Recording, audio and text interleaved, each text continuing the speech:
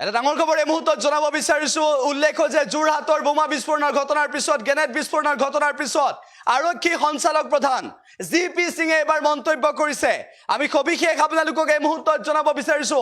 GP সিঙে মন্তব্য কৰিছে এই সন্দৰ্ভত জিপি সিঙে উল্লেখ কৰিছে যে কেনে ধৰণৰ পৰিস্থিতিৰ সৃষ্টি হৈছে ৰাজ্যত আৰু একেটা সময়তে আমি আপোনালোকক জনাব বিচাৰিছো যে জিপি সিঙে এই সন্দৰ্ভত মন্তব্য কৰিছে কেবাটাও মন্তব্য আছে জিপি সিঙে টুইটাৰত কি কৈছে ফেসবুকত কি কৈছে লগতে আমি আপোনালোকক জনাবলৈ চেষ্টা কৰিম জিপি সিঙে এই সন্দৰ্ভত মুখ খুলিছে উল্লেখ আছে জিপি সিঙে এই সন্দৰ্ভত মন্তব্য কৰিছে আৰু শেহতীয়াভাৱে জিপি সিঙৰ এই মন্তব্য অত্যন্ত গুৰুত্বপূৰ্ণ হিচাপে বিবেচিত হৈছে কেবাগৰাকীও যুৱকক ইতিমধ্যে এই সন্দৰ্ভত খুদা পোছা আৰম্ভ কৰিছে কেবাগৰাকীকো আটক কৰিছে আৰু ইয়াৰ মূল দোষী কোন সেই সন্দৰ্ভত আৰক্ষী ইতিমধ্যে তৎপৰতা অৱলম্বন কৰিছে লগে লগে এইটো আমি আপোনালোকক জনাব বিচাৰিছো যে আৰক্ষী সঞ্চালক প্ৰধান জিপি সিঙে এই সন্দৰ্ভত মন্তব্য কৰিছে আৰু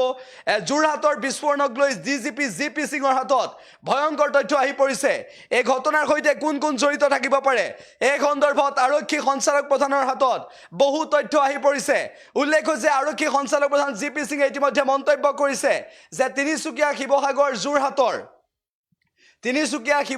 যোৰহাটৰ বহু লোকে ইতিমধ্যে কেনেদৰে যোগাযোগ ৰক্ষা কৰিছিল বা কি কৰিছিল সেই সন্দৰ্ভত গতিবিধি নিৰীক্ষণ কৰিছে অসম আৰক্ষী আৰু একেটা সময়তে অসম আৰক্ষীৰ সঞ্চালক প্ৰধান জিপি সিঙে আন কেইবাটাও মন্তব্য কৰিছে যে যোৰহাটৰ এই গ্ৰেনেড বিস্ফোৰণৰ ঘটনাৰ পিছত বিস্ফোৰণত জড়িত দুজন যুৱকক আৰক্ষীয়ে গ্ৰেপ্তাৰ কৰিছে প্ৰথম অৱস্থাত গ্ৰেপ্তাৰ কৰিছে বিস্ফোৰণত জড়িত দুজন যুৱকক গ্ৰেপ্তাৰ কৰিছে সেই যুৱক দুজনক জেৰা চলাইছে পূৰ্ণগতিত গ্ৰেনেড নিক্ষেপণৰ সময়ত ব্যৱহৃত এখন বাইক জব্দ কৰিছে বাইক এখন জব্দ কৰিবলৈ সক্ষম হৈছে আৰক্ষী কেৱল সিমানেই নহয় আৰক্ষী অভিযান চলাইছিল 14 ডিচেম্বৰত সেনা চাউনীলৈ গ্ৰেনেড নিক্ষেপ কৰিছিল এই ঘটনাৰ সৈতে কোন জড়িত সেই সন্দৰ্ভত আৰক্ষীয়ে জোৰদাৰ গতিত অভিযান চলাইছে উল্লেখ হৈছে যোৰহাটৰ গ্ৰেনেড বিস্ফোৰণৰ ঘটনাৰ ন তথ্য আহি পৰিছে আমাৰ হাতত সবিশেষ জনাব বিচাৰিছো নতুন তথ্য আহি পৰিছে যোৰহাটৰ গ্ৰেনেড বিস্ফোৰণৰ ঘটনাৰ আৰু লগতে আমি এইটো জনাবলৈ চেষ্টা কৰিছো যে যোৰহাটৰ এই গ্ৰেনেড বিস্ফোৰণৰ ঘটনাৰ পৰৱৰ্তী সময়ত যিবোৰ তথ্য আহি পৰিছে কেইবা সপ্তাহ ধৰি চলি থকা অভিযানত তিনিচুকীয়া শিৱসাগৰ যোৰহাটত নিষিদ্ধ সংগঠনৰ গ্ৰেনেড দলিওৱাৰ এই ঘটনাৰ লগত জড়িতক দোষীক গ্ৰেপ্তাৰ কৰিছে মটৰচাইকেল উদ্ধাৰ কৰিছে অনলাইন প্লেটফৰ্মৰ জৰিয়তে এই অপৰাধীয়ে কেনেদৰে উচ্চতনি দিছিল সেই সন্দৰ্ভতো আৰক্ষীয়ে ব্যৱস্থা গ্ৰহণ কৰিছে আৰু আৰক্ষীয়ে যেতিয়ালৈকে ব্যৱস্থা গ্ৰহণ নকৰিব তেতিয়ালৈকে এই সন্দৰ্ভত অভিযান চলি থাকিব এই সন্দৰ্ভত মন্তব্য কৰিছিল পূৰ্বতে স্থানীয়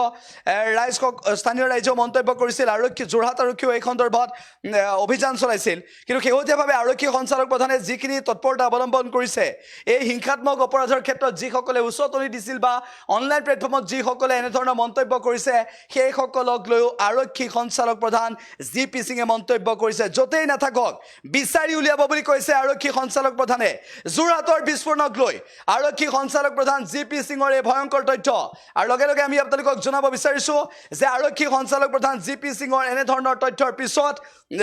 ভয়ংকৰ তথ্য হাতত আহি পৰাৰ পিছত আৰক্ষী সঞ্চালক প্ৰধান গৰাকীয়ে এই দুজন যুৱকক গ্ৰেপ্তাৰ কৰাৰ পিছত আৰু ক'ত